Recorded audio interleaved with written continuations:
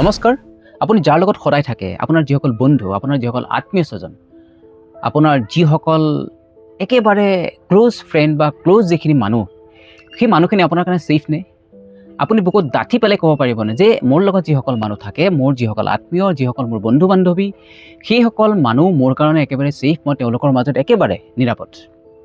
এই কথাটো পৃথিৱীৰ কোনোবা মানুহে একদম খুব খোলাখুলিকৈ বুকুত হাত থৈ পেলাই 100% গেৰাণ্টিৰ সৈতে গেৰাণ্টি দিব পাৰিব জানো?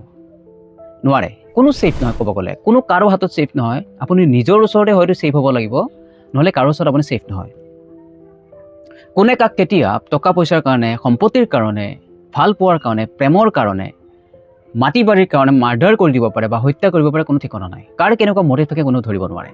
আজি জুবিন দাৰ যি চাৰ্জশ্বীট আছিলে, সেই চাৰ্জশ্বীট দাখিল কৰা হৈছে। তাতে তিনিজনৰ বিৰুদ্ধে 103 ধাৰাটো আৰোপ কৰা হৈছে। 103 ধাৰাটো মানে হ'ল এটা হত্যাকাণ্ডৰ এটা ধাৰা, আৰু সেই হত্যাকাণ্ডটো একদম প্ৰি প্লেন হ'ব লাগিব।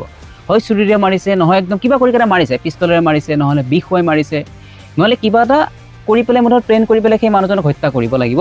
তেতিয়া এই 103 ধাৰাটো আৰোপ কৰা হয়। এতিয়া তিনিজনৰ বিৰুদ্ধে সেই ধাৰাটো আৰোপ কৰা হৈছে। তেওঁলোক হৈছে শ্যামকানু মহন্ত, অমৃত পাৱা আৰু সিদ্ধাৰ্থ। ইহঁতৰ বিৰুদ্ধে জুবিন দাক হত্যা কৰা বুলি তেওঁলোকৰ বিৰুদ্ধে এই 103 ধাৰাটো আৰোপ কৰা হৈছে। তেওঁলোকে হত্যা কৰা বুলি এই গোটেই ধাৰাটো আৰোপ কৰা হৈছে। তাৰ উপৰিও সন্দীপন গাৰ্গ কোন আছিল? সন্দীপন গাৰ্গ আছিল জুবিন গাৰ্গৰ ভাতৃ, আৰু সেই ভাতৃয়ে কি কৰিছিল? তেওঁৰ বিৰুদ্ধে আৰোপ কৰা হৈছে 105 ধাৰা।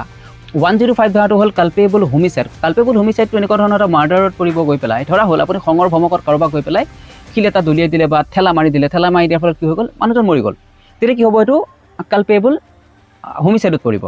আৰু এটা আছে আমাৰ প্ৰি প্লেন মাৰ্ডাৰ 103, এটা হৈছে কালপেবল মাৰ্ডাৰ 105। এই গোটেইকেইটা ধাৰা আৰোপ কৰা হৈছে। তাৰ উপৰি আপুনি ভাবক, জুবিন দাৰ যি দুজন দেহৰক্ষী আছিলে, সেই দেহৰক্ষী দুজনেও জুবিন দাক প্ৰবঞ্চনা কৰিছিল, জুবিন দাক ঠগাইছিল তেওঁলোকে।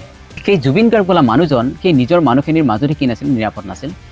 ইমান দিনে তেওঁক হত্যা কৰিম বুলি এইসকল ব্যক্তি তেখেতৰ চাৰিওফালে একেবাৰে কুমজেলুকাৰ দৰে, একেবাৰে পোক পৰুৱাৰ দৰে তেওঁলোকৰ লগত লাগি আছিল, তেওঁৰ লগত।